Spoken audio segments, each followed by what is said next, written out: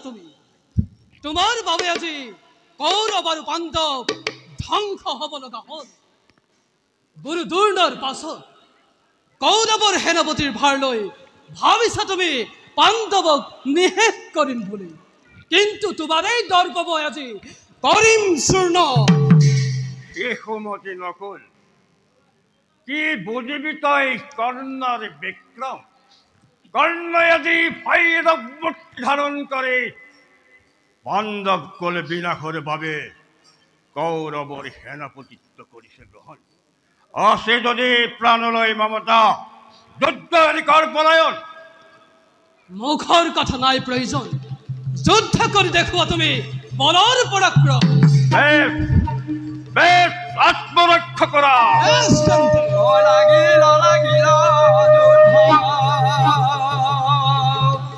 জয় মহাবীৰ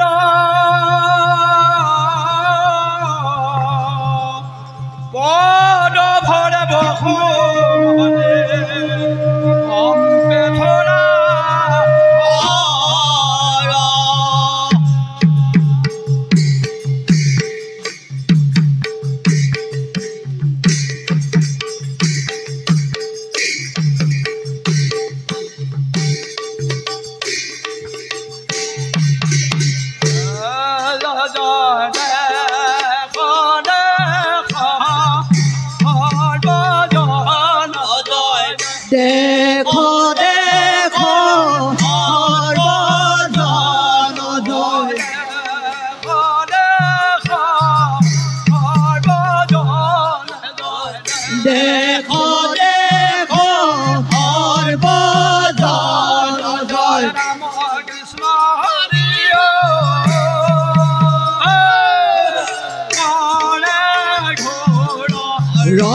কৃষ্ণ হৰি হৰে ঘূৰ ৰণ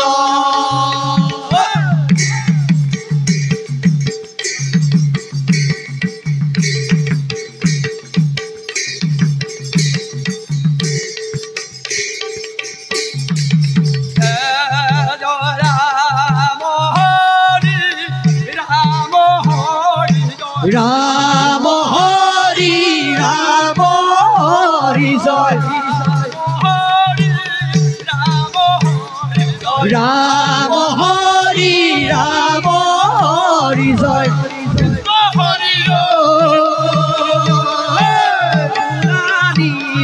তৰ কৃষ্ণ হৰি পুৰাণী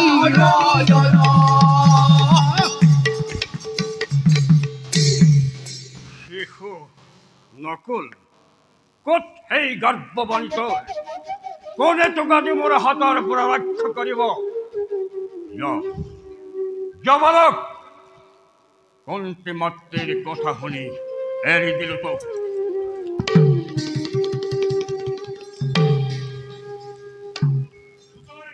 কৰ্ণ নকুলক পৰাস্ত কৰি ভাবিছা নেকি ৰণজয়ী হলো বুলি এই পাৰ্থক পৰাজয় কৰিব পাৰিলেহে তোমাৰ বীৰত্ব প্ৰকাশ পাবা যুদ্ধ কৰা বীৰ শক্তি অনুযায়ী পাৰ্থ তোমাৰ বাবে মোৰ এই ভয়ংকৰী ধনুৱে গৰ্জিব লাগিছে তোমাক বধ কৰি মই মোৰ চিৰ প্ৰতিজ্ঞা পূৰ্ণ কৰো বেছ তেন্তে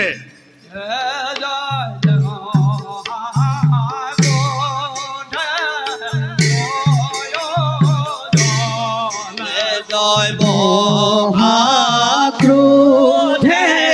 দুয়োজনে জয়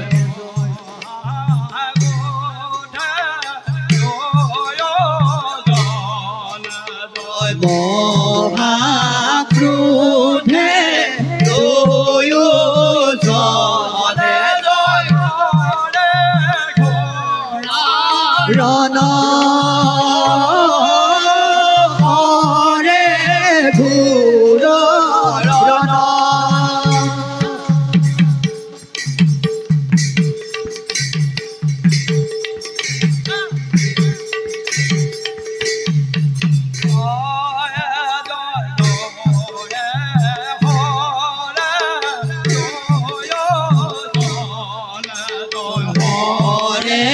হৰে দুয়োজনে জয়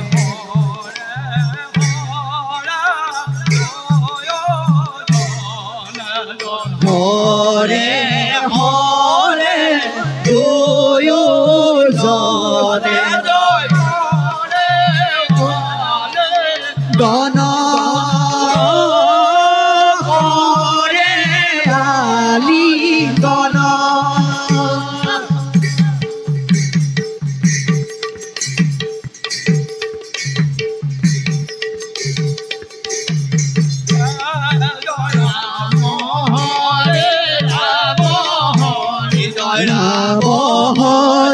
ৰাম হৰি জয়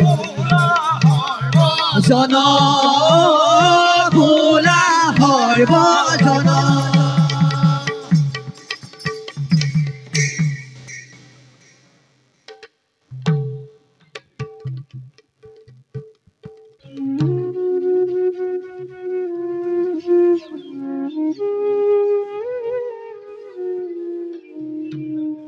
ভাই দাদা আজিৰ যুদ্ধত আমাৰ জয় হৈছে যদিও তাত সন্দেহ কৰিলে আমাৰ ভুল কৰা হ'ব কৰ্ণ প্ৰবল প্ৰতাপী দুৰ্যেয় আজিৰ ৰণত হাৰিছে বুলিয়েই কৰ্ণৰ শক্তিত সন্দেহ কৰিলে পৰম ভুল কৰা হ'ব দাদা যিমানেই ডাঙৰ বীৰ নহওক কিয় কৌৰৱৰ যিমানেই শক্তি নাথাকক কিয় শেষ ফল আমাৰেই শুভ বুলি মোৰ ধাৰণা দাদা ভাই সেই ধাৰণাকে বুকুত বান্ধি ময়ো যুদ্ধ আহ্বান কৰিছিলোঁ কিন্তু ভাই অনুতাপ হয় মই বংশ নাশ কৰি মই কি কাম কৰিবলৈ ওলাইছো? দাদা, পাপৰ প্ৰায়শ্চিত্ত, দুখত শাস্তি আছে, ইয়াত বেজাৰ কৰাৰ কি কথা আছে দাদা? আংশিক সঁচা ভাই। দুৰ্যোধনৰ বাহিৰে আন কোনেও সিমান পাপ কৰা নাই।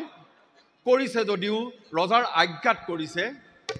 ৰজাৰ ধৰ্মই প্ৰজাৰ ধৰ্ম বুলি কৰিছে ভাই। দাদা, অধৰ্মী ৰজাৰ পাপ কাৰ্যত কোনো জ্ঞানী আৰু ধাৰ্মিক লোকে অনুমোদন জনাব নোৱাৰে দাদা। আংশিক সঁচা ভাই। কুট মন্ত্ৰণাকাৰী শকুনি এই বিবাদৰ গুৰি, এই ভাৰত যুদ্ধৰ পুৰোহিত।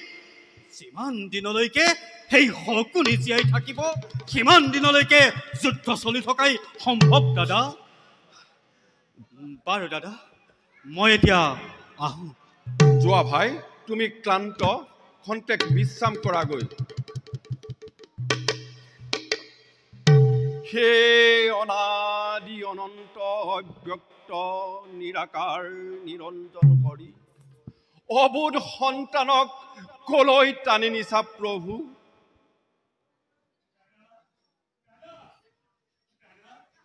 দাদা, আহা ভাই।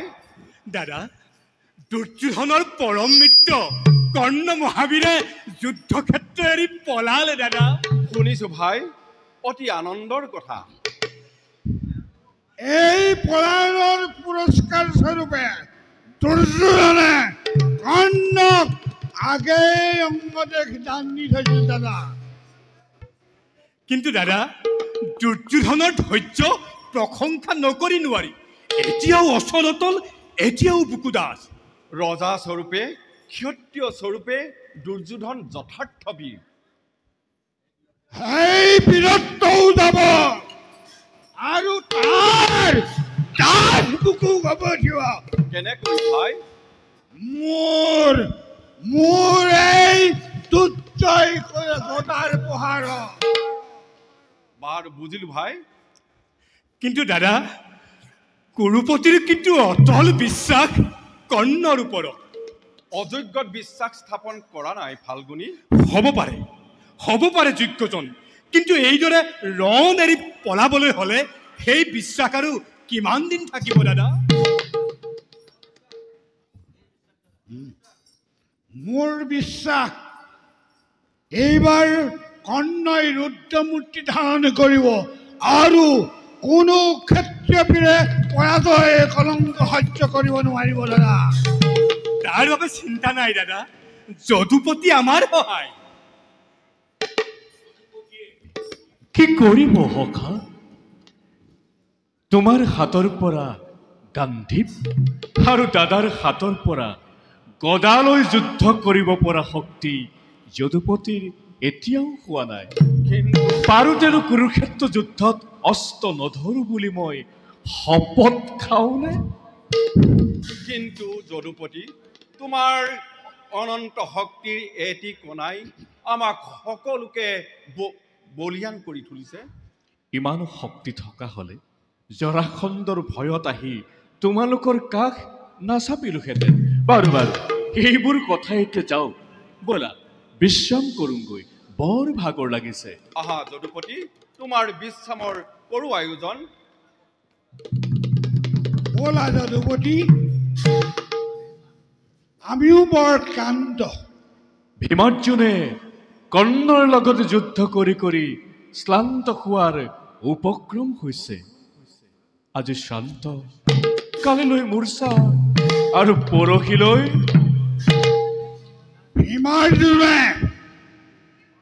ভীমাৰ্জুনে কৰ্ণৰ লগত যুদ্ধ কৰি মূৰ্ছা নাযায় যদুপতি। যাবলৈ কিমান পৰ? বলৰীয়া অধীৰৰ সূতে বিকুটৰৰ চেতনা বিলুপ্ত কৰিব নোৱাৰে মাধৱ। কিন্তু সেই অধীৰত সুদ সিন্ধুপুত্ৰ জয়দ্ৰথতকৈ কোনো গুণে হীন নহয় দাদা। অৰ্থাৎ হীন জৰাখণ্ডই যদি গদাৰ আঘাতত বিকুটৰৰ চেতনা বিলুপ্ত কৰিব পাৰে, তেন্তে ৰামদত্তৰ বিজয় ধনুধাৰী কৰ্ণৰ ধনুবাৰেৰে বিকুটৰক মূৰ্ছা যোৱা কোনো অসম্ভৱ নহয় দাদা। বিজয় অজয় একো নামানো মাধৱ ধনুবল অগ্নিবাণ নামানো একোকে ভীষণ আঘাত পালে এই মোৰ ভীমৰ গদাই ধনুবন অগ্নিবাণ মই মুহূৰ্ততেই থান বন কৰি পেলাম। দাদাৰ অলপ কথাতে খং উঠে। খং নহয় কৃষ্ণ, ই মোৰ অন্তৰৰ সৰল কথা। এতিয়া বুজিলো দাদা বিকুদৰ ইমান সহজতে মূৰ্ছিত যোৱা বিধৰ মানুহ নহয়, কিন্তু সখাত অলপ সন্দেহ আছে। কাৰণ তুমি প্ৰতিবাদ কৰিব নোৱাৰিলা। বাদ প্ৰতিবাদ মুখ নালাগে পুৰাৰী, যুদ্ধ লাগে, জয় লাগে, প্ৰতিদ্বন্দ্বী লাগে। ৰাম দত্ত গুৰুদত্ত থাকক বিজয়ী হকা কৰ্ণৰ হাতত। মোৰো আছে দেৱদত্ত গান্ধীৱ মুঠিত। অতিকে আকুল যে অতি তৃষ্ণাতুৰ ঘনে ঘনে বিচাৰিছে কৰ্ণৰ ৰুধি। মোৰো অতি হুস্কৰ কণ্ঠ, মোকো লাগে কৃষ্ণ। হেই হেই কুলাংগায়ৰ মোৰ উত্তপ্ত লোহিত মোকো লাগে কৃষ্ণ, মোকো লাগে। পাবা, নিশ্চয় পাবা। এতিয়া ব'লা।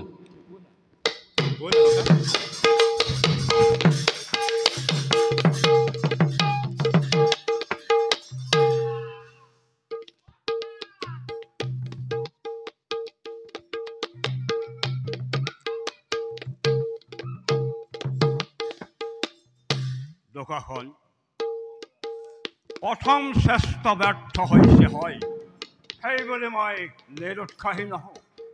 আমাৰ অজস্ৰ সৈন্য নিহত হৈছে অংগৰাজ। স্বীকাৰ কৰিছোঁ, ভীষ্ম দুৰ্ণয়ো সৈন্য নাশত বাধা দিব নোৱাৰিছিল। সেইটো অৱশ্য হয়, কিন্তু দাদাৰ আস্থা আপোনাৰ ওপৰত যিমান আছে আৰু আছিল আন কাৰো ওপৰতেই নাই। মাত্ৰ সন্মান কৰি পিতামহ ভীষ্মক আৰু গুৰু দুৰ্ণক আগতেই সেনাপতি পাতিলে অংগৰাজ। সেই আস্থাৰ অপব্যৱহাৰ কৰা নাই দুখাখন। জানো অংগৰাজ।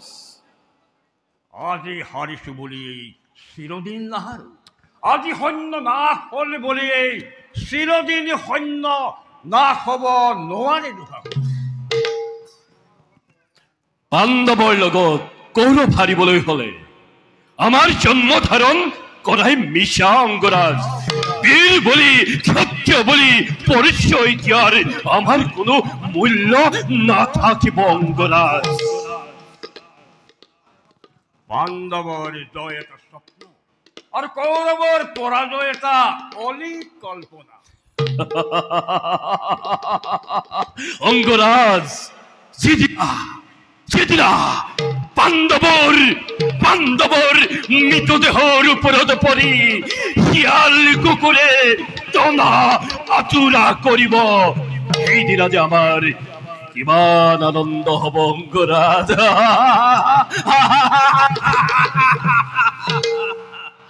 এই শুভ দিনলৈ আৰু বেছি অপেক্ষা কৰিব নালাগে দুখাখন। সেইদিন আহিবই লাগিব অংগৰাজ, সেইদিন আমাৰ আহিবই লাগিব।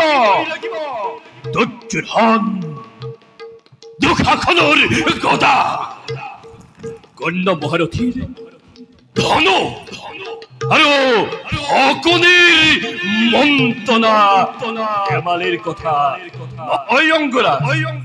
বাৰু অংগৰাজ, আপুনি খন্তেক অপেক্ষা কৰক, মই দাদাক এই বিষয়ে জনাম।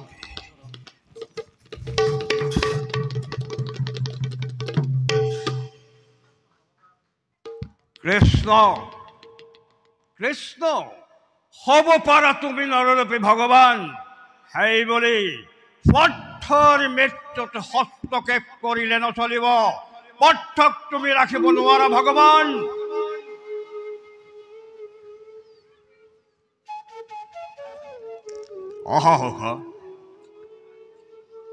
পাণ্ডৱৰ পৰাজয়ৰ বাৰ্তা শুনি সুখী হল অঙ্গরাজ। তিরস্কার নকরিব হহ। তিরস্কার নাই করা মহারাজ, যে আপনার গুণ কীর্তন কর্ণকে অধৈর্য ন করিবা, কর্ণকে ক্ষিপ্ত ন করিবা। উকুতি দেখো বলে তুমি মুখ নারী জ্ঞান করিছা মহারাজ। জানো জানো তুমি মহারাজ প্রসন্ন ব্রতী, জানো বেরি তুমি নহু আর অসীম অসহ্য হলে তুমি করুপতি। সত্য কথা নিশোষাই নির্জনে কন্যক অজাচিতে করেছিল রাজ্যদান, করেছিল মণিমুক্ত দান। এই বলে কর্ণয় না করে হজ্জ এনে অপমান। কোন হতে কোন প্রাণে ভারতর এক সত্য সম্রাট হই কহিব পারিব কুয়াতে দে অপমান। কে অপমান? পরাজয়র অপমান, পলায়নের অপমান। কৌরবর শ্রেষ্ঠ সেনাপতি বীর অগ্রগণী মহারথী কর্ণর পলায়নের অপমান। পাণ্ডব শিবিৰত আজি জনে জনে কৰিছে আলোচনা। শিক্ষাৰ এই পাণ্ডৱৰ নিপুণ চানেকি চাই ৰণ পণ্ডিতত ভীত হল কৌৰৱৰ বিৰাট বাহিনী। উদ্ধস্বকে প্ৰাণ লৈছিল সময়। শিক্ষাৰ এই তিৰস্কাৰ বিদ্ৰূপৰ বাণী কোন প্ৰাণে ভাৰতৰ এক সম্ৰাট অম্লান বদনে আজি তাক লবশিৰ পাতি। মহাৰাজ মহাৰাজ নালাগে নালাগে আৰু অস্পষ্ট নহয়, প্ৰত্যক্ষে পাইছো দেখা অন্তৰৰ মন ব্যথা বেদনাৰ ৰেখা। চিন্তাৰ নাই কৰপতি নেদৰ নিক্ৰ নিয়তিয়ে গোপনে গোপনে আহি ভাগ্য চক্ৰ আদি মোৰ প্ৰতিকূলে দিছে। এইবাৰ এইবাৰ সতৰ্কময় নোৱাৰে নোৱাৰে চাপিব কাষ, নোৱাৰে তৰিব আৰু ষড়যন্ত্ৰ জাল। মহাৰাজ দিয়া মোক শনিপনি সাৰথি এজন, শেষ কৰো কুৰুক্ষেত্ৰৰণ, উজ্জ্বলাও কৌৰৱৰ কীৰ্তি অগৰণ।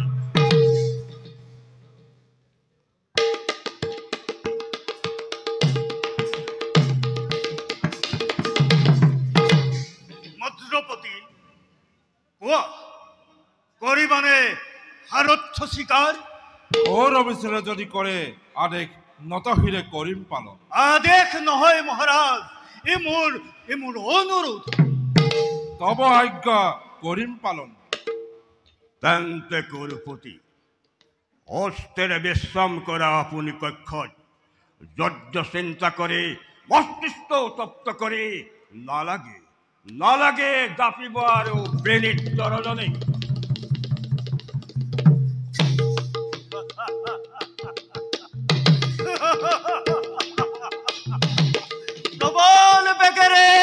প্ৰবল বেগেৰে আজি ধুমুহা বলিব, বাধা দিবৰ শক্তি আৰু নাই পাণ্ডৱৰ।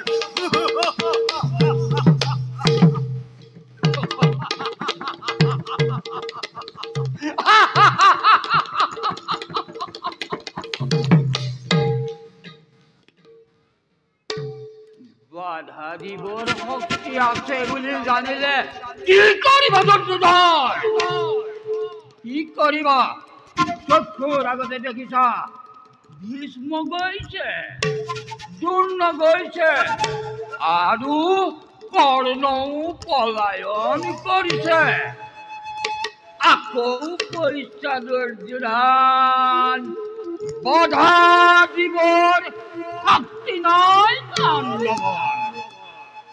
অন্ধ উন্মাদ, এতিয়াও তোৰ বিশ্বাস আছে পাণ্ডৱক ধ্বংস কৰিম? এতিয়াও তোৰ বিশ্বাস আছে কুৰুক্ষেত্ৰত বিজয় পতাকা উৰাব পাৰে?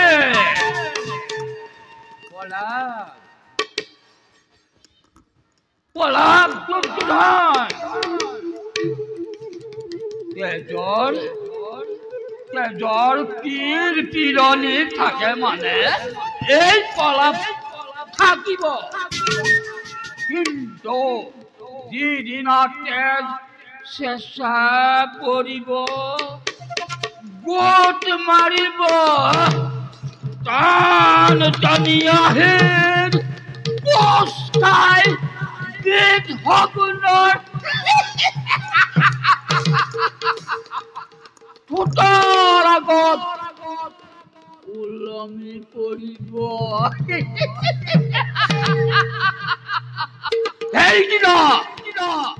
সেইদিনা এই পলাপ আৰু এই উন্মাদ ক'ত থাকিব দুৰ্যোধন ক'ত থাকিব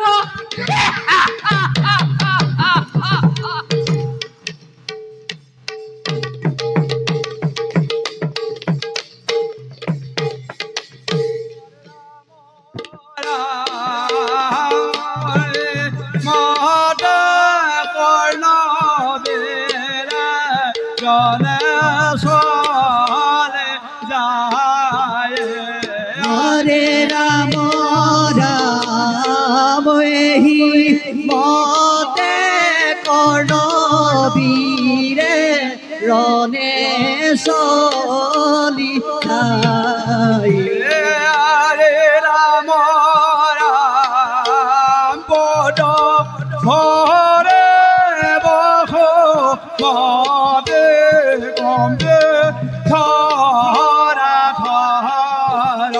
হরে রাম রাম পদ পরে বসুমতী কপে ধরা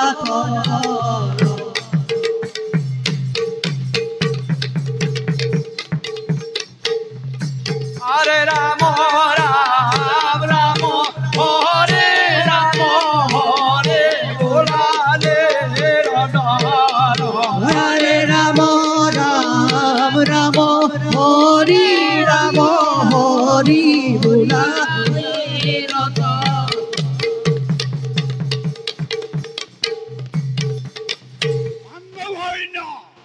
নপলাবি নপলাবি হীন হুতপুত্ৰ কৰ্ণই পাণ্ডৱক পৰাস্ত কৰিব নোৱাৰে বিৰাট ৰজাৰ ৰন্ধনী বিকৃতৰে কৌৰৱক পৰাস্ত কৰিব নোৱাৰে কিয় কৌৰৱৰ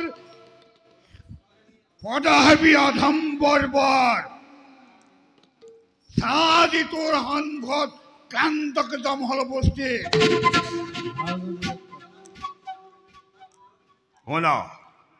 শুনা বিকুদল ইচ্ছা হলে নিৰ্বিঘ্ন পৰব পৰা দেশো অনুমতি ভীমৰ শুনিলে নাম থৰে থৰে কম্পে তোৰ প্ৰাণ মূৰ্খ কিয় হলি তই কৌৰৱৰ প্ৰধান সেনাপতি কাপুৰুষ এই দুপল হাতেৰে ধৰি কিয় তই পৰশুৰামৰ ধনু অসুধি কৰিলি পামৰ ধৰ ধৰ ৰক্ত বেশ বেশ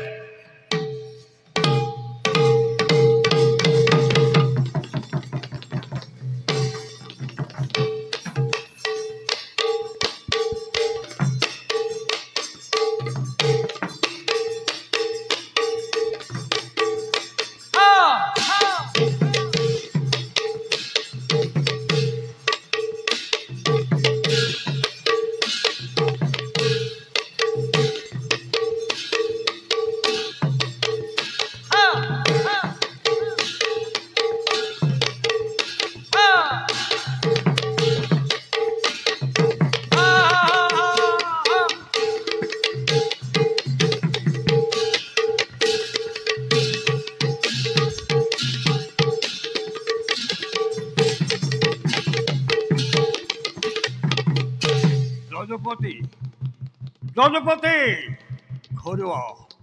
ঘৰুৱাৰ চলালাকলৈ অপেক্ষা কৰিছো চোৱা মৃত্যুবানলৈ কি নঘূৰাল শল্য অনাৰথ আপনি আগরি ধরি হও কপিরাজ, দেখুয়াও অর্জুনকে মরণের পর।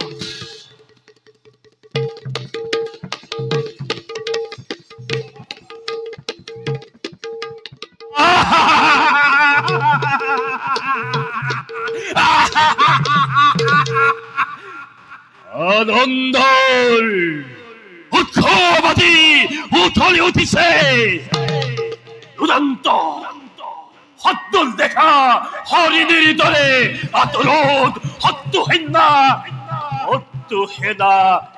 পলাব লাগিছে। হওয়া হওয়া কর্ণ কর্ণ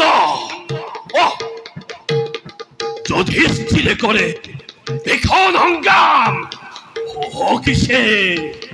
যুধিষ্ঠির অঙ্গরাজ অঙ্গরাজ হত্যা করা হত্যা করা, দয়া নাই ক্ষমা নাই, ধর্মরাজ বলি।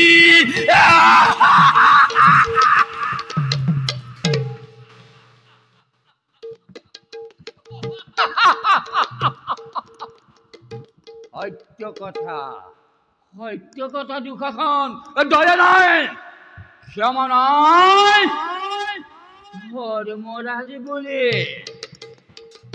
আৰু ময়ো কওঁ ভাগিন বুলি, দয়া নাই ক্ষমা নাই।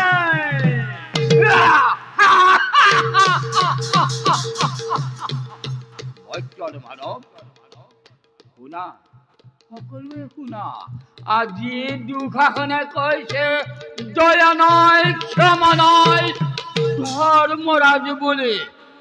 আৰু ময়ো কওঁ ভাগিন বুলি, কুৰুৰাজ বুলি।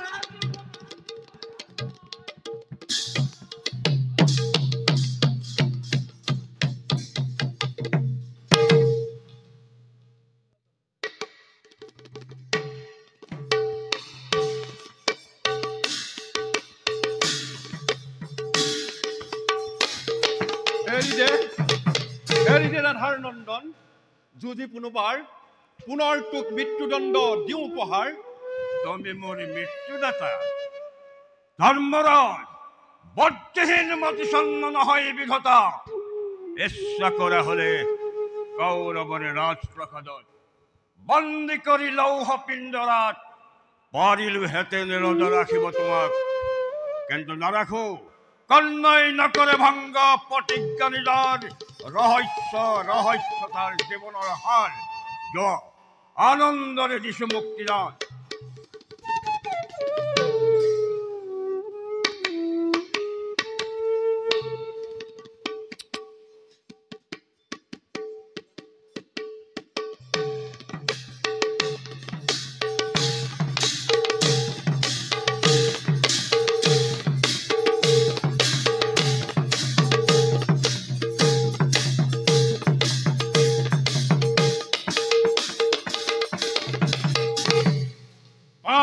ব্ৰাহ্মণ, এইবাৰে হ সাবধান, এইবাৰে তোৰ নহব নিস্তাৰ, ধৰ অস্ত্ৰ নকৰি পলম।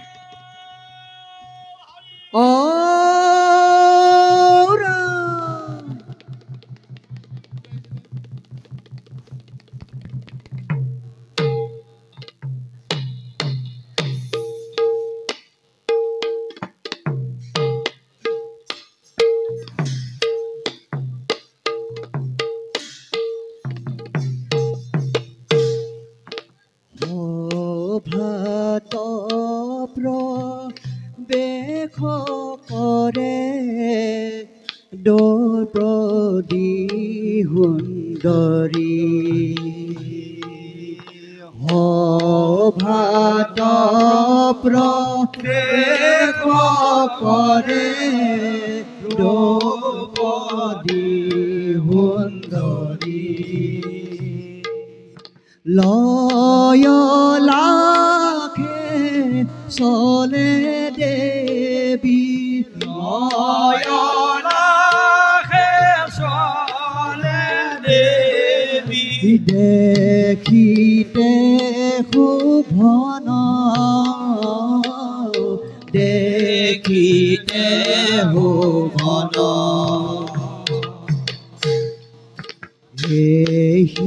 মতে পাইলা গয়া সভাৰ ভিতৰ মতে পাইলা গয়া সভাৰ ভিতৰ ৰাম হৰি ৰাম হৰি ৰাম হৰি ৰাম হৰি গুণাহৰ বজন গুণাহৰ বজন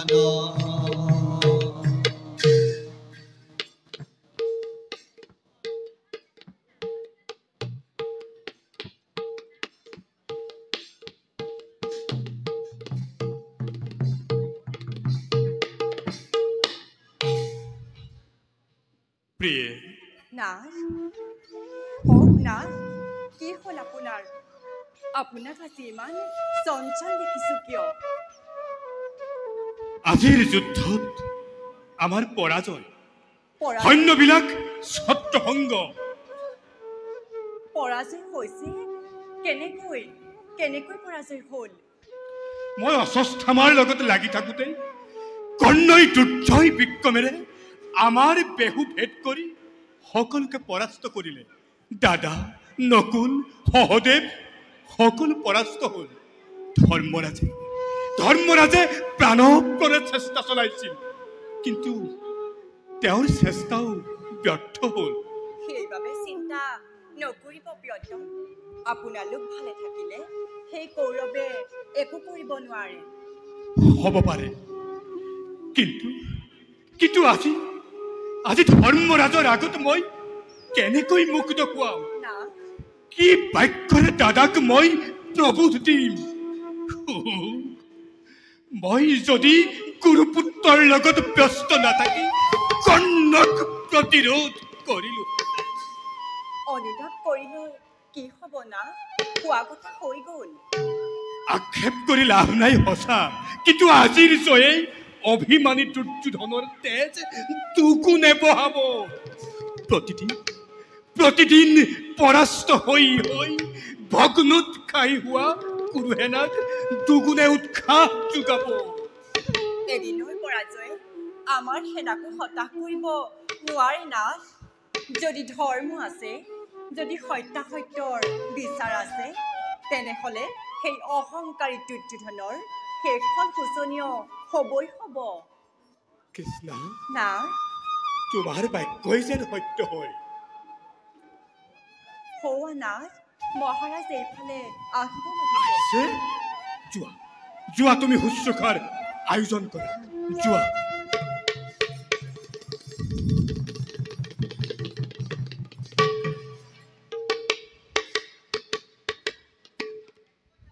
কৰ্ণক বধ কৰিলা অৰ্জুন দাদা মই এইমাত্ৰ সংসপ্তকাৰী অশ্বস্থামাৰ লগত যুদ্ধ শেষ কৰি এইমাত্ৰ শিবিৰ পাইছো ইয়াত আহি মাত্ৰ জানিব পাৰিছো যে আমাৰ পৰাজয় হৈছে তেন্তে কৰ্ণ এতিয়াও জীয়াই আছে নিমাত কিয় দাদা অপদাৰ্থ ভীৰু কাপুৰু এই শক্তিৰেই তই দুৰ্যোধনৰ ওপৰত প্ৰতিশোধ ল'ম বুলি কৈছিলি এই শক্তিৰেই তই কৰ্ণবধৰ প্ৰতিজ্ঞা কৰিছিলি দাদা তোৰ চৰণত নুদুখিবা অধমক আৰু আস্ফালন নুশুনো অৰ্জুন নাযাওঁ প্ৰত্যয় আৰু ভীৰুৰ কথাত সি নিজ কুলুদ্ধৱ ৰাধাৰ তনয়ে আজি সমৰ ক্ষেত্ৰত মোক কৰে অপমান আৰু ভীৰু কাপুৰুষ যুদ্ধ পৰিহৰি প্ৰত্যুষতে গলি তই ৰখীৰ লগত মত্ত হলি প্ৰত্যুষতে গলি ক্ষমা কৰা দাদা জানিলো হেতেন যদি আগে এবাৰ পৰাস্ত কৰিব বুলি চাৰি ভ্ৰাতা মোৰ কৰ্ণক চেষ্টাই এৰি ৰণ প্ৰাংগণত আবদ্ধ নাথাকো দাদা জুনিৰ লগত অপৰাধ নুশুনো আৰু তোৰ কথা দাদা দে দলিয়াই দে তোৰ গান্ধী আৰু এই গান্ধীবৰে তই গান্ধীবৰে গুণগান বখান তোৰ তেনেকুৱা গান্ধীবৰ প্ৰয়োজন নাই গান্ধীবক তুচ্ছ জ্ঞান কৰিলা অবোধ লোৱা তাৰ পুৰস্কাৰ নিৰ্মম নিষ্ঠুৰ মূৰ্খ মাটিৰ মানুহ পৰে মাটিতে উৰ নিয়তি গৰাকী মাত্ৰ জনম মৃত্যুৰ যদুপতি যিজনেই গান্ধীবক কৰে তিৰস্কাৰ গুৰু হওক ভাতৃ হওক বিনাশিব ফাল্গুনীয়ে এই অংগীকাৰ ধৰ্মৰাজ জ্যেষ্ঠ যাৰ পিতৃতুল্যতা সেই হেন মহাগুৰুক নালাগে পালিব পাৰ্থ তোমাৰ সত্য অংগীকাৰ তেন্তে ব্যৰ্থ হ'ব মোৰ সত্য অংগীকাৰ নহয় কদাপি ব্যৰ্থ আছে অন্য পায় বিস্মিত নহব পাৰ্থ নোৱাৰা যদিহে ল'ব নিন্দুকৰ প্ৰাণ আছিল প্ৰতিজ্ঞা তব নিজ প্ৰাণদান সত্য কথা যদুপতি মই আছো বিস্মিত দাদা মহাত্মন জীৱন নিৰ্মালি মোৰ নবঢ়াই ইয়াক ভাঙিব খুজিলো আগে দেৱ পূজা ভাগ ক্ষমা কৰা দাদা চিন্তা আৰু নাই যদুপতি আপুনি বিদাৰি আজি পক্ষ আপোনাৰ আপোন শুনি ঢালি তৰ্পণ কৰিম তাৰেই সত্য অংগীকাৰ সত্যশ্ৰী বীৰত্বৰ পৰাকাষ্ঠা দেখুৱাব নালাগে ত্ৰিভুৱন বিজয়ী ফাল্গুনীৰ শোণিতেৰে পাণ্ডৱ শিবিৰ ৰঞ্জিত কৰিব নালাগে যদি সত্য ৰক্ষা কৰিব খুজিছা তেন্তে আত্মশ্লাঘা কৰা আত্মশ্লাঘা কৰিলে আত্মদান কৰা হ'ব যদুপতি তোমাৰ ইচ্ছাই পূৰ্ণ হোক শুনা ধৰ্মৰাজ দেৱাসুৰ জয়ময় পাৰ্থ মহাবীৰ এই সুদৃঢ় বাহুৰে কৰিছিলো ধূলিচ্ছাত লক্ষ লক্ষ ৰাজেন্দ্ৰ মণ্ডলী স্বয়ম্বৰৰ দিনা সেই দ্ৰুপদ পাৰাৰ আজি তব সন্মুখতে কৰিছো প্ৰতিজ্ঞা সাক্ষী তুমি যদু কুলমণি কুৰুক্ষেত্ৰ সমৰস্থলীত বিনাশী ৰাধাৰ পুত্ৰক দৈৰথ যুদ্ধত এই কান্দিবৰে মোৰ কৰ্ণ শূন্য কৰিম মেদিনী ভাই অপমানৰ ক্ৰোধত মই তোক কলো বহু কথা দাদা সকলোবিলাক পাহৰি যুদ্ধক্ষেত্ৰত হোৱা অগ্ৰসৰ বলা দাদা বলা যদুপতি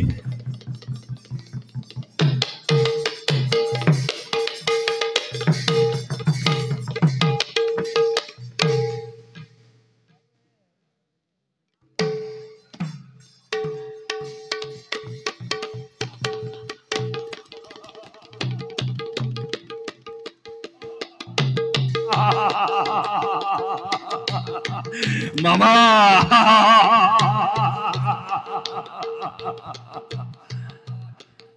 মামা হয় মামা ও মামা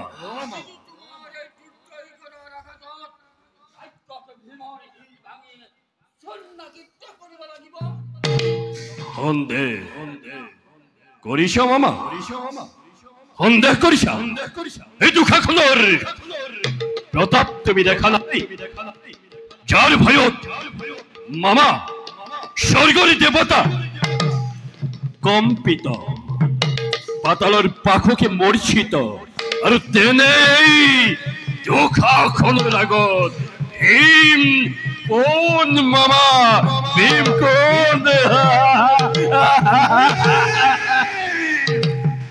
ভীম তোৰ কান্দক যাম নৰাধ ভীম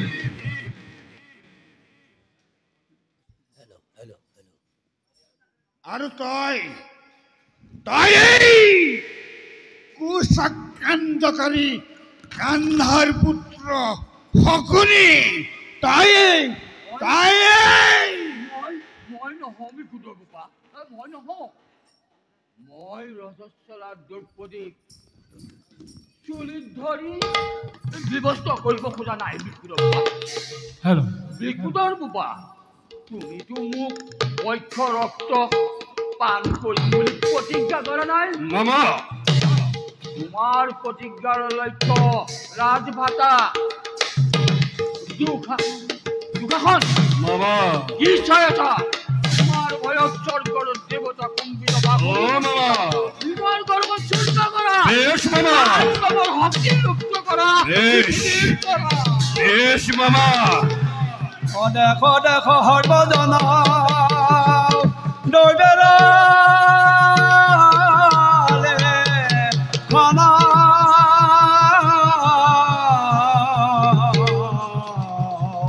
মহাকোঠে দুয়োজনে যুদ্ধয়াৰ ভিল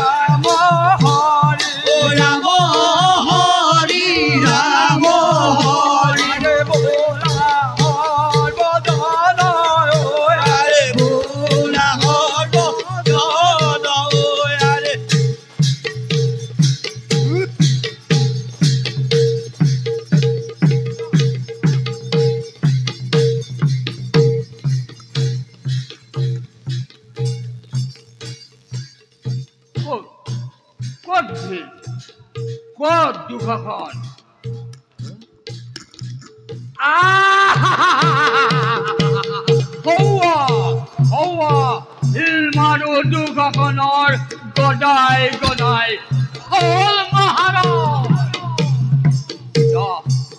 পিতা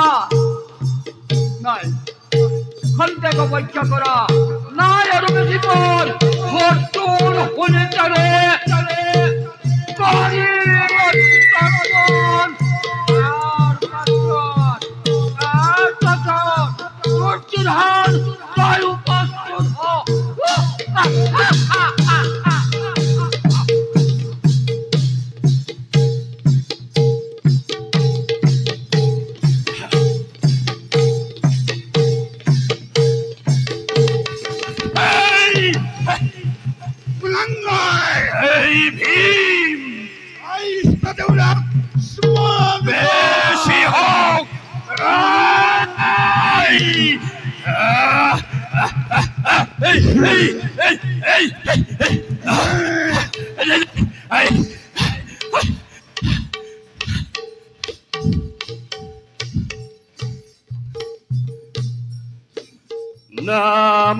নামাৰিবা বিকুদৰ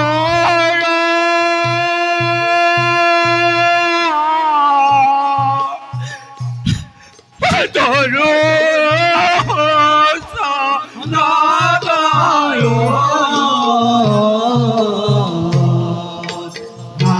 বিধি কিনো মোৰা পালে লিখিলা নামাৰিবা বিকুদৰ ধৰো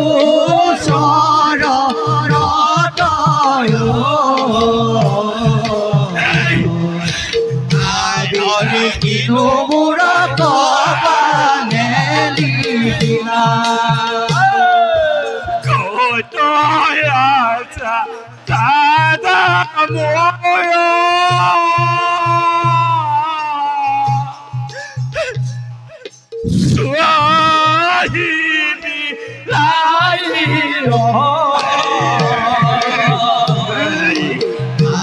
বিধি কিনো মোৰা পালে লিখিলা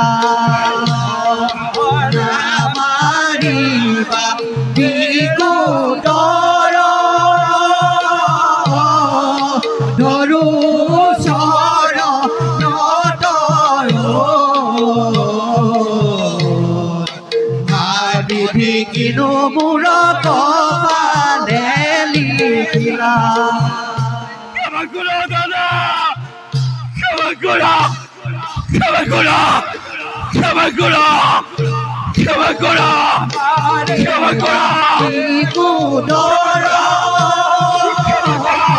ধৰো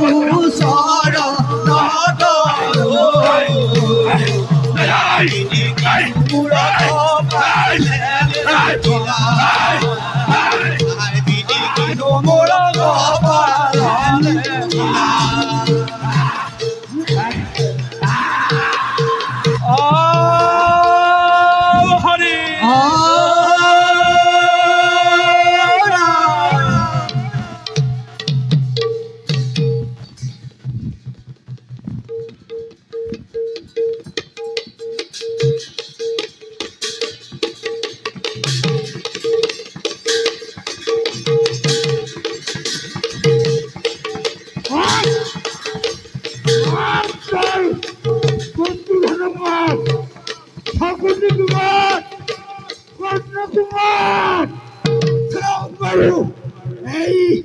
এই ভীমৰ হাতৰ পৰা কোনে ৰক্ষা কৰে?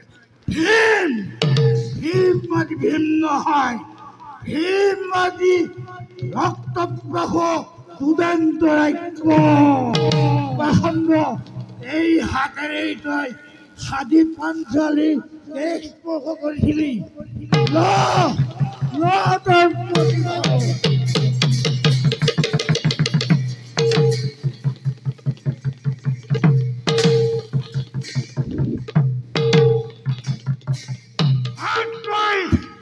তোৰ দুধেৰ মাত কন্যক মাত শকুনিক মাত এই এই হিমৰ হাতৰ পৰা আজি তোক কোনে ৰক্ষা কৰে? আজি আজি হিমৰ হাতত দুঃশাসন শেষ।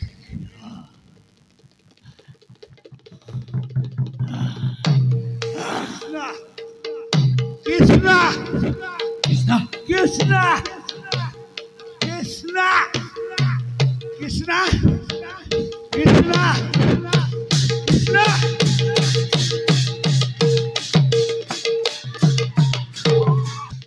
কৃষ্ণ কৃষ্ণ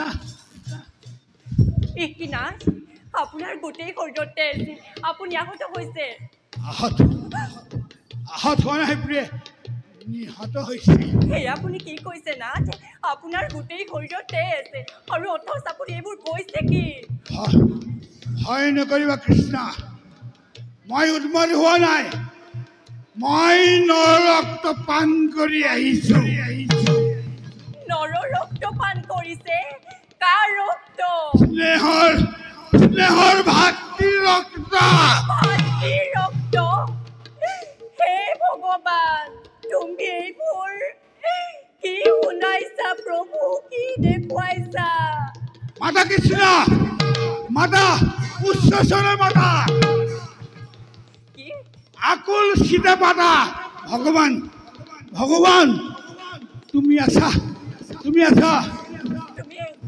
মোকো হত্যা কৰিবা কৰা মই হত্যা কৰা তোমাকো হত্যা কৰিম মোকো হত্যা কৰা আজি মুক্ত কাশী পাঞ্চালীক হত্যা কৰি তাৰ পৰিৱৰ্তে পাণ্ডৱৰ জয়লক্ষ্মী ভাবি ভাৰতৰ অধীশ্বৰী হাস্যমুখৰিতা চিৰ প্ৰফুল্লিতা কৰি আজি যাজ্ঞখনিৰ উন্মুক্ত ক্লেশ মই আজিৰ পৰা বেদীযুক্ত কৰিলো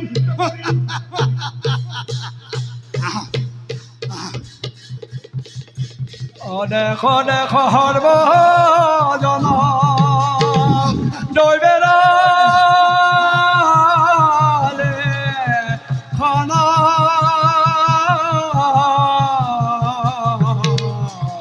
বেধেৰ বিধান এইটো নহবে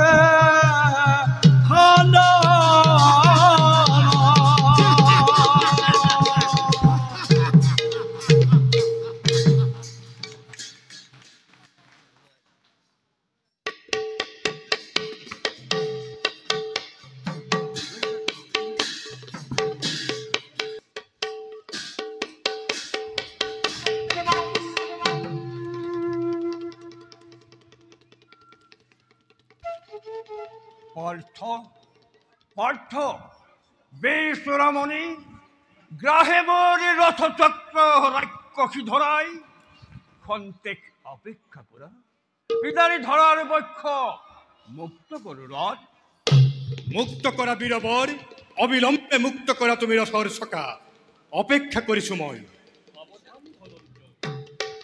ক্ষমা নাই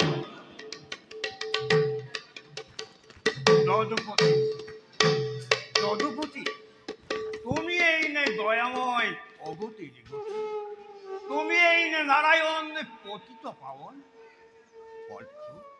ক্ষত্রিয় কোলমণি তুমি সারথীর কথা শুনি অংশতে কলঙ্ক হানি বিধর্ম বিসর্জন নিদিবা ফলগনি কোন ধৰ্ম মতে কৰ্ণ কৌৰৱৰ নৰক সভাত পাঞ্চালীক লাঞ্ছনা কৰোঁতে সমৰ্থন কৰিছিলা কোৱা হে ধাৰ্মিক কোন ধৰ্ম মতে কৰ্ণ অন্যায় পাখাৰ চলি পঞ্চ পাণ্ডৱক বনবাস দিয়াৰ কালত সন্মতি দিছিলা অধৰ্মীৰ নিষ্ঠুৰ মতত কোন ধৰ্ম মতে কৰ্ণ দুখাখনে কেক স্পৰ্শ কৰোঁতে সতীৰ নিমাতে নিতালে বহি আছিলা কোৱা হে ধাৰ্মিক কৃষ্ণ কৃষ্ণ দুর্যোধন ভারতের ৬১ রজা অনুগত প্রজা মাথব রজার ধর্মই ধর্ম পালিত প্রজা কিন্তু কৃষ্ণ তুমি কারো নহুয়া অধীন তুমি তো নহুয়া কৃষ্ণ পাণ্ডবর দা তথাপি তো ষড়যন্ত্র করি করি উত্তেজিত করি স্বর্ণময়ী ভারত ভূমি অগণী জলালাকিও ভয়ে ভয়ে কন্দল লগায়। যুক্তি তর্ক বিচাৰৰ নুহে প্ৰয়োজন। অৰ্জুন, এই পাখণ্ডই দুগ্ধ পুষ্য সুকুমাৰ সুভদ্ৰাৰ আলাসৰ লাৰু প্ৰাণাধিক অভিমান্যক তোমাৰ অতি নিশংসভাৱে পশুৰূপ ধৰি বধ কৰিছিল। লোৱা পাৰ্থ, এই আজি তাৰ সুবৰ্ণ সুযোগ। সত্য, অতি সত্য। হেৰাও পাখণ্ড, ভাল ধৰ্মৰে আজি তোৰ পৰিল মনত। পশুবধ বধ কৰিছিলি তই মোৰ পুত্ৰক। পশু তই, শেষ কৰো আজি তোৰ পশু অভিনয়। বেশ আত্মরক্ষা কর ভগবান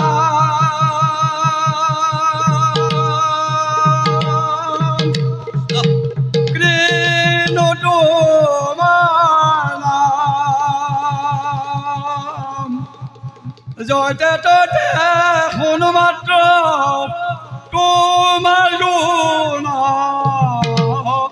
গান ভগবান কৃষ্ণ তোমার নাম ভগবান কিনো তোমাৰ নাম যতে ততে শুনো মাত্ৰ তোমাৰ গুণ নাম ভগৱান কিনো তোমাৰ নাম মহাকুঠে দুয়োজনে যুদ্ধ আৰম্ভ ভগৱান কিনো তোমাৰ নাম ভগৱান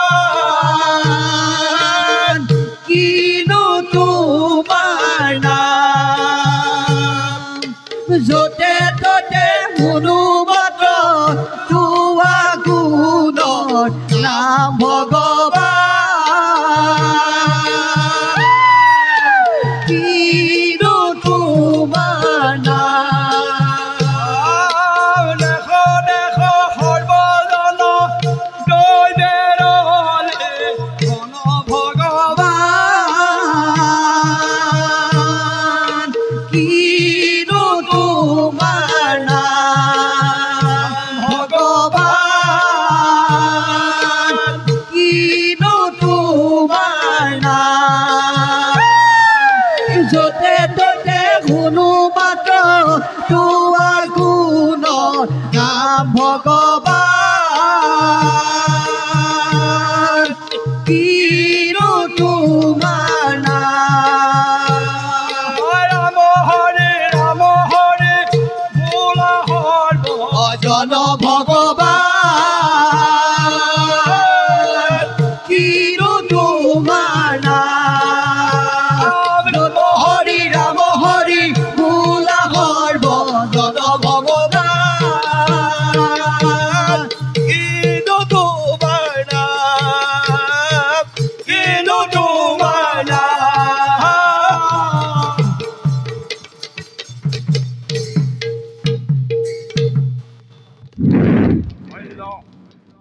হল্য রথ আনবনি মূর্খ কলই পলালি ক্ষত্রিয় কুল গ্লানি হেরু পাপিষ্ট ধর্মতি অতি ভাগ্যবান তই ঋষির হাতে ব্রহ্ম হাতে নকরা হেতেন মুখ আদি দত্তরে নিদারুণ নিয়তিয়ে নকরা হেতেন গ্রাহ রথ চক্রবর থাকক ভারতী তোর দেবনারায়ণ এই বিজয়ের চোখ হেরচ্ছট করে তোর হে চিহ্নমন্দ মাধবক মাই দিল হেতের উপহার তার আগে হে অধম বর্বর তোর চিহ্ন মুন্দরে পূজা হৌক মাধবর। বেশ বেশ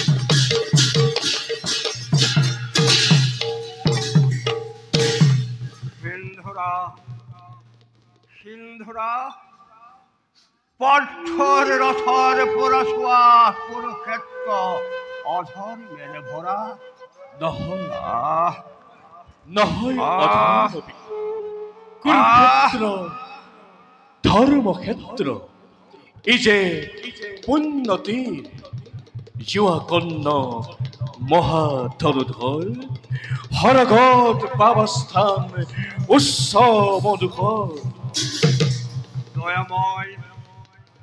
দয়াময় শেষ হ'ল আজি মোৰ জন্ম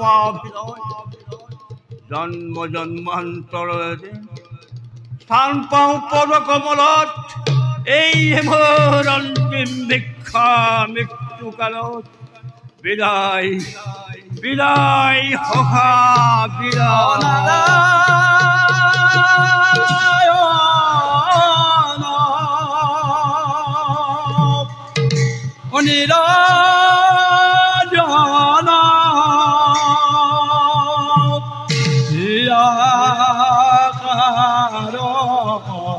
হৰি নিৰাকাৰ হৰি নিৰাকাৰ হৰি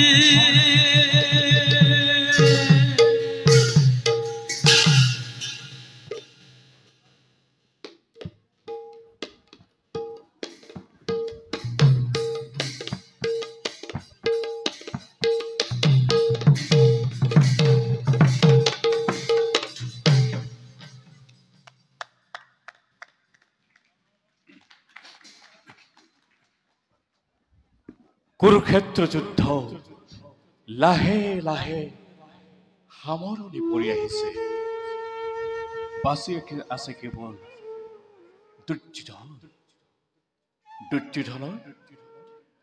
দুৰ্যোধনক শেষ কৰিব পাৰিলেই মোৰ কৰ্তব্য শেষ। অন্যহাতে শল্য আৰু শকুনি সিহঁতৰ কাৰণে ইমান চিন্তাৰ নাই প্ৰয়োজন।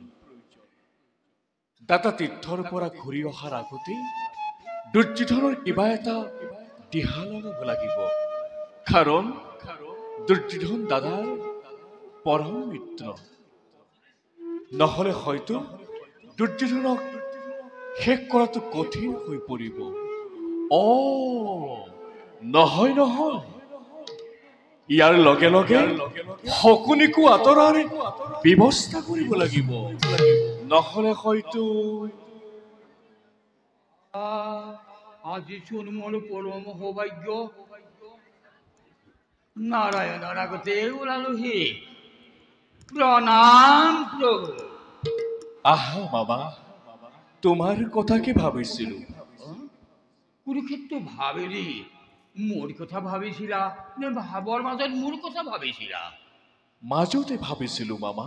তেন্তে আমাৰ চাউল উকলিল। কিয় মামা? যদুপতি অত দিনে ডাঙৰ ডাঙৰ গ্ৰহ নক্ষত্ৰবিলাক গণনা কৰি আছিলা, সেই দেখি আমি চকুত নপৰিছিলো। এতিয়া সেইবিলাক শেষ কৰি দিলে যদুপতিয়ে সৰু সুৰা তৰাৰ লেখত ধৰিলা। আমিতো পপীয়া তৰা, আমাকতো খহাবাই। মামা তুমি বৰ চতুৰ। যদুপতি এই সকলোখিনি যদুপতিৰ পৰাই ধাৰ কৰা। বাৰু মামা এটি কথা সুধো, কবানে? অন্তৰ্যামী ভগৱানে নকলেও জানিব। বাৰু কোৱাচোন মামা, এই কুৰুক্ষেত্ৰ যুদ্ধত তুমি কাৰ পৰাজয় হলে ভাল পোৱা? পৰাজয় হবলৈ বাকী নাই যদুপতি।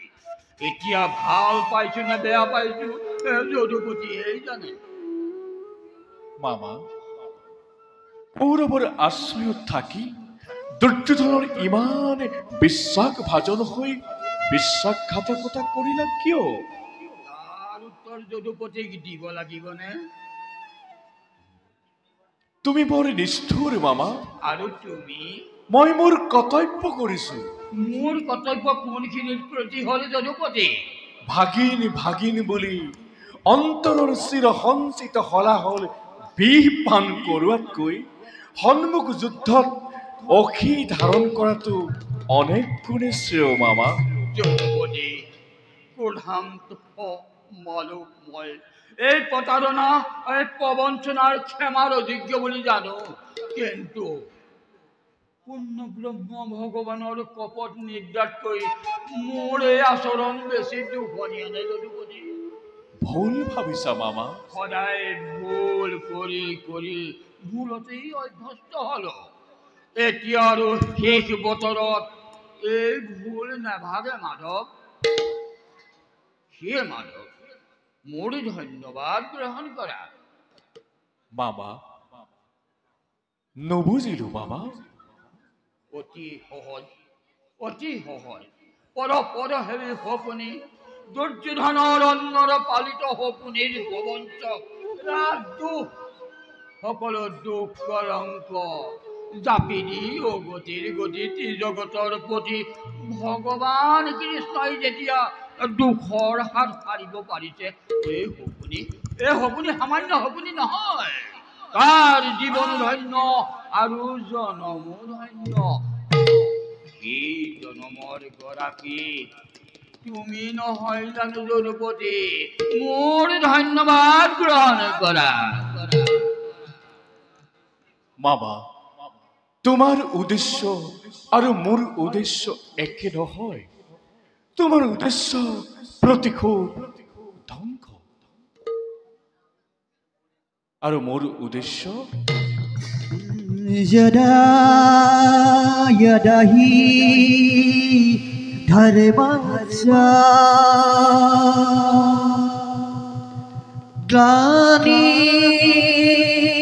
ग्लानिर्भवति भारत अभ्युत्थानात् अधर्मस्य तदात्मानं सृजामः परित्राणाय साधूनां विनाशाय च दुष्कृतां धर्म संस्थापनाय सम्भवामि युगे युगे सम्भवामि युगे युगे सम्भवामि युगे युगे सम्भवामि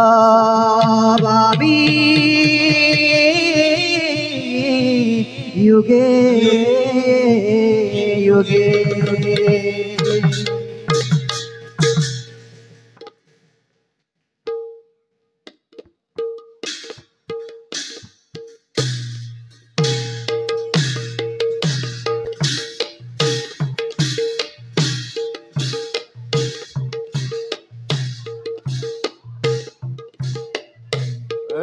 ভাৰত যুদ্ধত যি কামে কোনো সমাধা কৰিব নোৱাৰিলে, এই কাম সমাধা কৰিবই শল্যই। দুৰ্নবধৰ দিনা মামাই কোৱা কথা আজি মোৰ পৰিছে মনত। শল্য শল্য তুমি পাৰিবা শল্য, তুমি দুৰ্যোধনৰ মান ৰক্ষা কৰিব পাৰিবা। দুৰ্যোধন তুমি যদি এই শল্যক প্ৰথমতেই প্ৰধান সেনাপতি পতা হলে, তেন্তে এই পতিহীনা অবলা নাৰীৰ কৰুণ বিননি শুনিব নালাগিলহেঁতেন। এফালে দুৰ্ঘোৰ যুদ্ধ লাগিছে আৰু তুমি কৌৰৱৰ সেনাপতি হৈ প্ৰাকৃতিক সৌন্দৰ্য উপভোগ কৰিছা নহয় জানো শল্য? মামা শল্যই নিজৰ কৰ্তব্য বুজি পায়। শুনি সন্তোষ পালো। ভীমা অৰ্জুন কত মামা? ভীমাৰ্জুনে পুৰু হেনা এফালৰ পৰা পিহি আনিছে। আৰু তুমি ইয়াত কিয় মামা? তোমাক বিচাৰি আহিলো। মোৰ কোনো আৱশ্যক নাই মামা। কিন্তু সেনাপতিক নেদেখিলে আমাৰ সৈন্যবিলাকে তৰ্ক নালাগে মামা। তুমি যোৱা যুদ্ধ কৰা, মই ভীমা অৰ্জুনৰ কাৰণতে ইয়াত অপেক্ষা কৰিম মামা।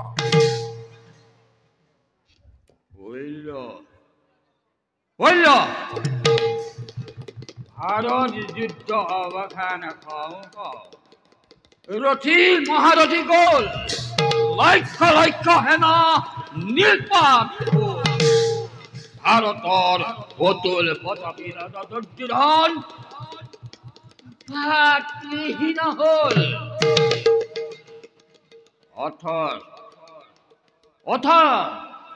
এই শকুনে কোনেও ৰঙা চকু দেখুৱাই আদেশ দিবলৈ সাহ নকৰিছিল। দুৰ্যোধনৰ মাতলে বোলে কুৰুকুলৰ উপদেষ্টা বোলে। ভাৰতে শকুনিলৈ ভয় কৰা নাই, ভাৰতে একমাত্ৰ ভয় কৰিছে শকুনি বুলি।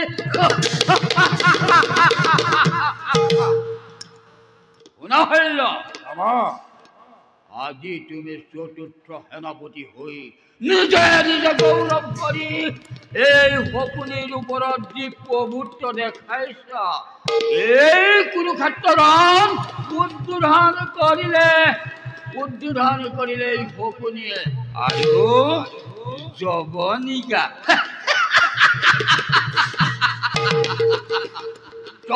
পেলাব এই শকুনিয়ে।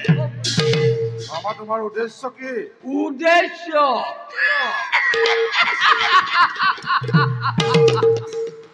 তুমি মোৰ উদ্দেশ্য জানিব খুজিছা? এখন মৃতদেহৰ স্তূপৰ মাজত তুমি হাস্য শুনা নাছিলা?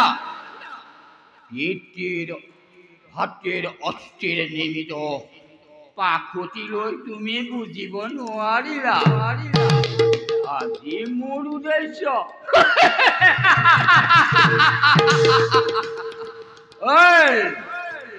গৌৰৱৰ সেনাপতি তুমি পৰপাৰত নিয়তি ভেদি বাজি উঠিল। ধৰ্মৰাজ বায়ুৰ বেগেৰে লৰি আহিছে, তুমিও মন্ত্ৰপতি অখিচালনা নে আত্মসমৰ্পণ? এই মধ্যপতিক যদি কৰা আক্ৰমণ, সাৱধান হোৱা, প্ৰাণ ৰক্ষা কৰা।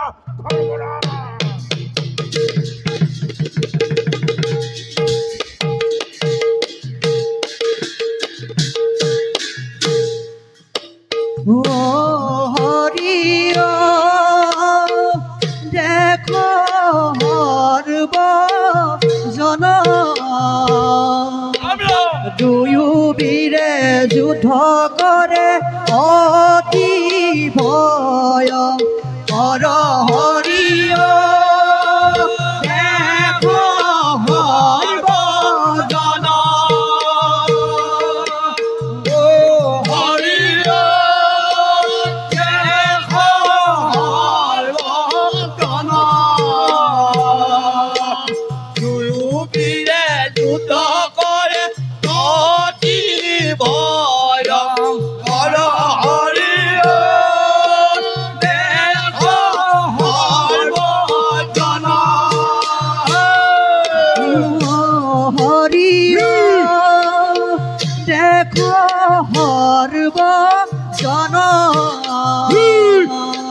মহাকুটে হইল বীরে গদা প্রহারিলা হরিয় দেখো হরব জন হরিয় দেখো হরব জন দুইরে যুদ্ধ করে অতি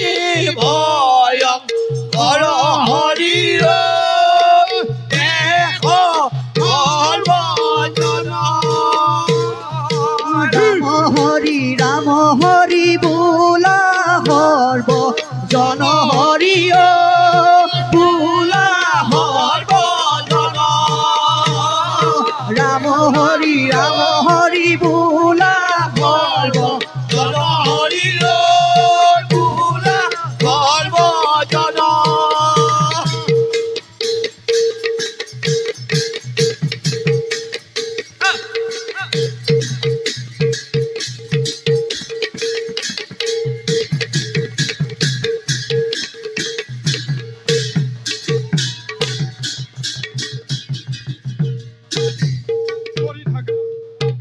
ধরার মধ্য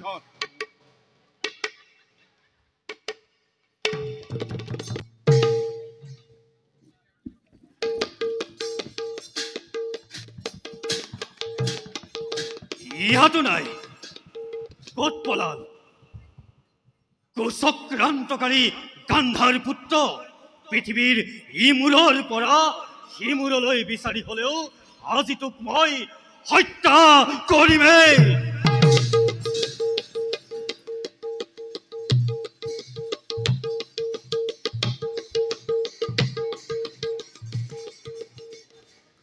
হল্যগোল সহদেৱী মোকেই বিচাৰি ফুৰিছে পিতা পিতা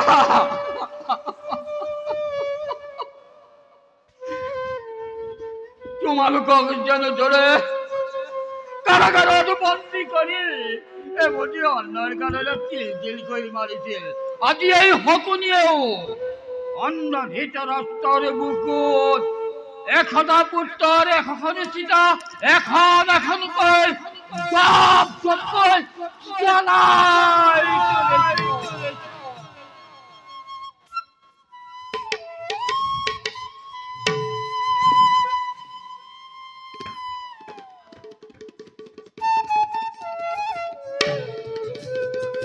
কি উচ্চটোৰ গান্ধাৰ নন্দন চখাই উঠিলা যে যুদ্ধ পূজা শেষ কৰি তোমালৈকে অপেক্ষা কৰি আছো সহদেৱ আহা উত্তম সময়তে আহিছা এই কুৰুকুলৰ মন্দনদাতা ভাৰতৰ ধূমকেতু মানৱ জন্মৰ পহেলিকা শকুনিৰ অন্তিম নিশ্বাসত ভাৰত যুদ্ধ সামৰণি কৰ এই বুলি আত্মসমৰ্পণ নকৰিম প্ৰতিহিংসাপৰায়ণ ক্ষেত্ৰ ময়ো পৰিচালনা কৰিব জানো লোৱা অস্ত্ৰ লোৱা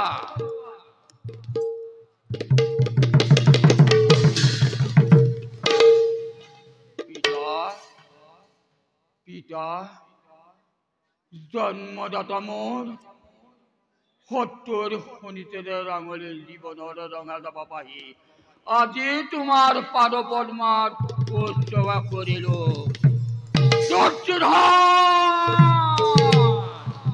গান্ধাৰী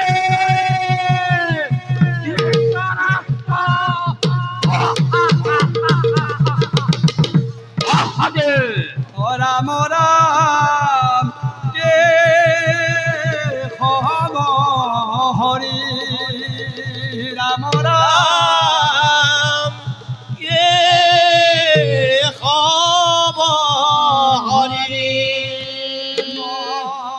মহাগোধা লয় জনে মহাগোধা লয় জনে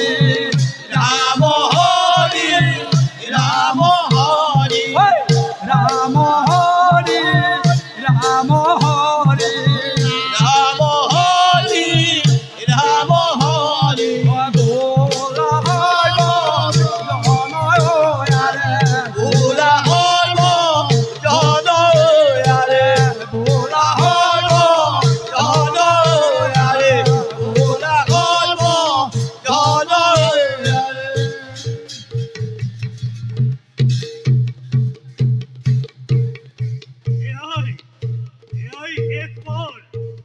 ভাৰতৰ ভাগ্য বিধাত মৃত্যুৰ আগতে শিৰচ্ছেদ কৰাৰ আগতে সুশ্যামল ভাৰত ভূমিক শেষ বাৰৰ বাবে চাই লওঁ। ভাৰত ভূমিক শকুনিয়ে সুশ্যামল কৰি ৰখা নাই, সীতাক নিশ্চয় কৰিছো। গৌৰৱ কৰি ৰখা নাই, সিহঁতৰ গৌৰৱ ধূলিৰ লগত মিহলি কৰি দিছো। গৌৰৱতৰ দুৰ্যোধন কৰি ৰখা নাই, পথৰ ভিক্ষাৰী কৰি বুকু ভাঙি ভাঙি কান্দিবলৈ মাখান ঘাটত এৰি দিছো। আজি মোৰ মৃত্যু নহয় সদে মোৰ মুক্তি মুক্তি মুক্তি। তাৰ পৰিণামতে গ্ৰহণ কৰ।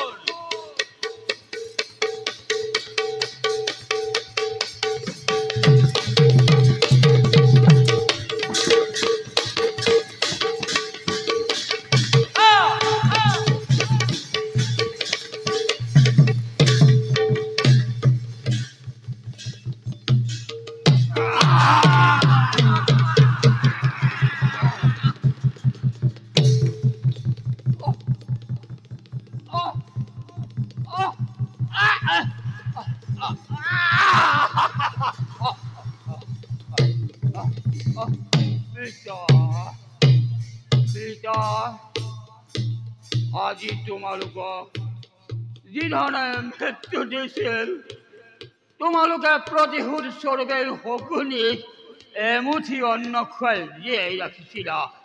কৌৰৱ গৌৰৱ ধূলিৰ লগত মিহলি কৰি অন্নত ধৃতৰাষ্ট্ৰৰ বুকুত এশখন চিতা দপ দপ কৰি জ্বলাই তুলিছো। পিতা ভাতৃগণ, তোমালোকৰ লগত মিলিত সংগ ৰবা ৰবা।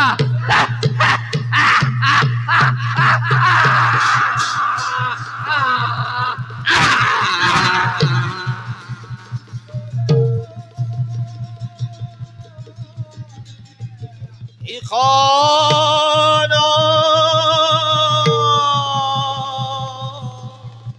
ও দুষ্ট কদমন কৰি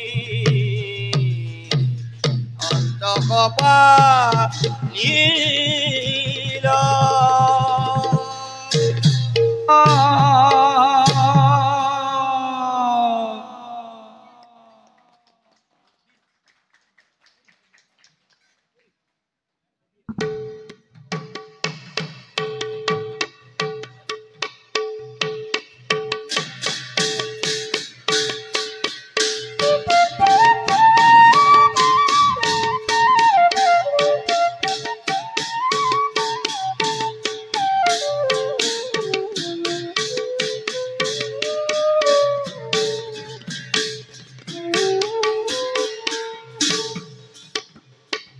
সেই দৈব্যায়ন ভাৰত যুদ্ধ শ্ৰান্ত বশ কৰি সেই হ্ৰদৰ ভিতৰতেই বিশ্ৰাম লৈ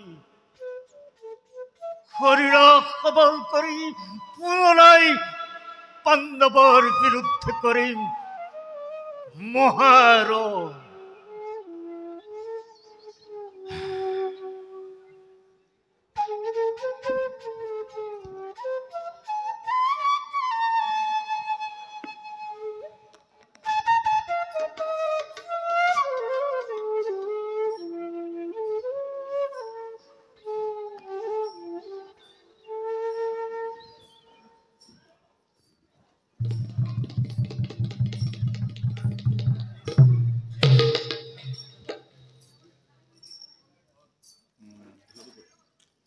দাদা দাদা ভীমহেন যদুপতি আমি বিচাৰি অহা দৈপ্যায়ন হৰদ এয়াই ইয়াৰ গৰ্ভতেই অভিমানী দুৰ্যোধন লুকাই আছে কিন্তু যদুপতি কি উপায়েৰে সেই দুৰ্যোধনক পানীৰ পৰা ওপৰলৈ অনা হ'ব তাৰ এটা উপায় কৰা সখা দুৰ্যোধন মহা অভিমানী সহজে কিন্তু নাহিব উঠি দাদা ধৰ্মৰাজ যদিহে দুৰ্যোধনক তীব্ৰ ভাষাৰে ভৰ্ৎসনা কৰা হয় নিশ্চয় অপমানৰ ক্ৰোধত উঠি আহিব হদৰ পৰা অভিমানী দুৰ্যোধন গতিকে তুমি তীব্ৰ ভাষাৰে দুৰ্যোধনক ভৰ্ৎসনা কৰা ভাল যদুপতি এই হওক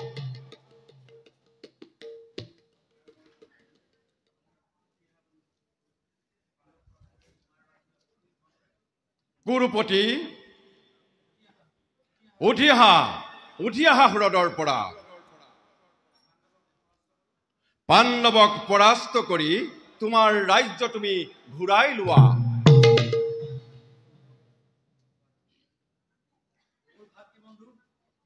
যুধিষ্ঠিৰ যুদ্ধ শ্ৰান্ত কৰি কিছু সময় হ্ৰদৰ তলত বিশ্ৰাম গ্ৰহণ কৰিছে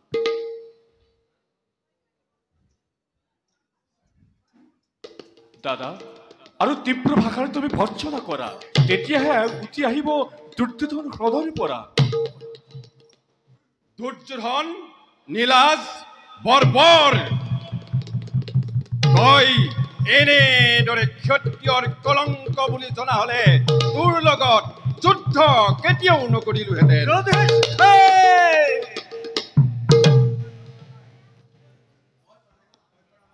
মই পলাই থকা নাছিলো যুধিষ্ঠিৰ বিশ্ৰাম কৰিছিলো কিন্তু তোমালোক সকলোতে আহিছা সহস্ত বেশেৰে মই যে অকলশৰীয়া এজনৰ লগত মই কৰিম যুদ্ধ ভাতৃ হত্যাৰ লৌ প্ৰতিশোধ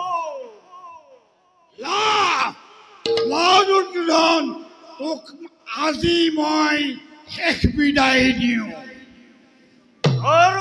নোহে প্ৰয়োজন ললুৱাই মই ভীষণ কথা পাৰ যদি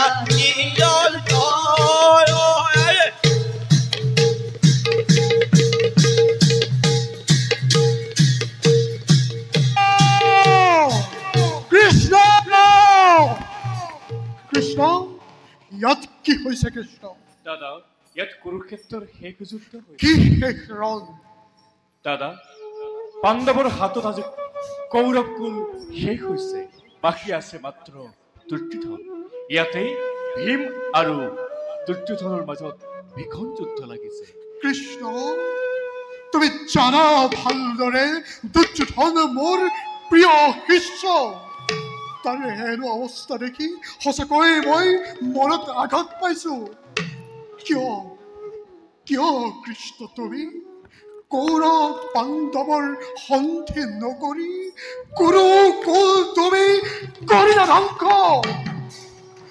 কুৰুক্ষেত্ৰৰ ৰণৰ বাবে তুমি তুমি এই দায়ী কৃষ্ণ মই কি কৰিম দাদা কৃষ্ণ কোনো উপায় নাই দুৰ্যোধনে ভীমকে যোগ্য প্ৰতিদ্বন্দ্বী বুলি কৰিছে সমৰ দুৰ্যোধন শহীদসকলৰ সেইটো বাক্য তই কিয় কৰি লংঘন এতিয়াও তোক মই দিওঁ সেইটো উপদেশ পাণ্ডৱক অৰ্ধৰাজ্য দি সন্ধি তই কৰ স্থাপন যুধিষ্ঠিৰ ইয়াত তোমাৰ মতামত কি উত্তম প্ৰভু সেয়া হওক উত্তম তুমি কি কোৱা দুৰ্যোধন গুৰুদেৱ দুৰ্যোধন অন্তিম সময়ত নুশুনাব আৰু সন্ধিৰ কথা এতিয়াও দুৰ্যোধন হোৱা নাই শক্তিহীন এতিয়াও তাৰ অটল বিশ্বাস তাৰ বাহু আৰু মেইতুৰ্যই গদাৰ ওপৰত এই গদাৰ প্ৰহাৰে বাধ কৰি পাণ্ডৱ কুল প্ৰতিষ্ঠা কৰি হয় কৌৰৱৰ বিজয় বিজয় বিজয় মদক কৰবি দুৰ্যোধন নুশুনিলি তই মোৰ শীত উপদেশ তেন্তে শুন কুৰুক্ষেত্ৰৰ শেষ ৰণ নহ'ব এই স্থানত কুৰুক্ষেত্ৰৰ মধ্যে পঞ্চৱতী বন অতিকে উত্তম গতিকে শেষ ৰণ হ'ব পঞ্চৱতী বনত কিন্তু ভীম তুমিও ৰাখিবা এটি কথা মনত অন্যায় যদি হয় এই যুদ্ধত বলোৰামৰ ফল নাথাকিব ক্ষান্ত হৈ এতিয়া বল সকলোটি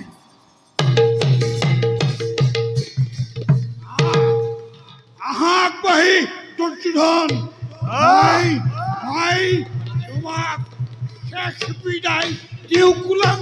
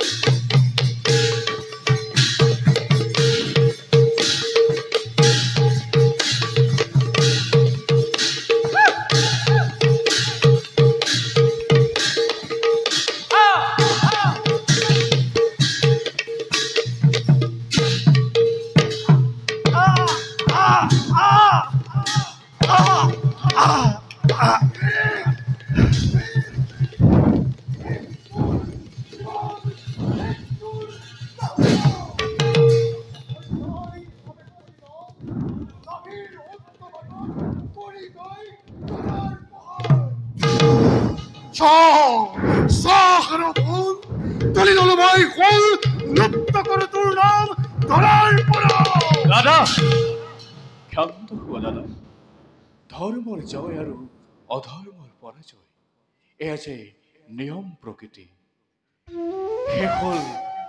শেষ হ'ল কৌৰৱ কুল চোৱা দাদা সন্ধ্যা সময় হ'ল সমাগত যাওঁ আমি নিজ নিজ শিবিৰত বলা সকলোটি ধৰ্ম ৰাজ্য আমি কৰোগৈ স্থাপন ব'লা